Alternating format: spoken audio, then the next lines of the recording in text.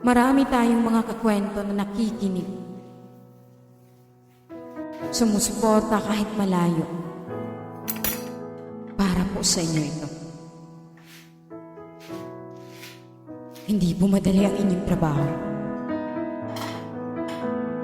Nag-ibang bansa para makapag-aral ang anak. Makakain ng pamilya. Hindi biro ang inyong ginagawa.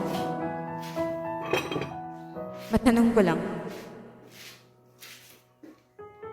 ilang beses na kayong umiyak?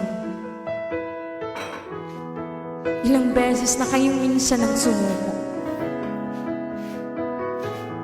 Pero hindi kayo nagpatalo.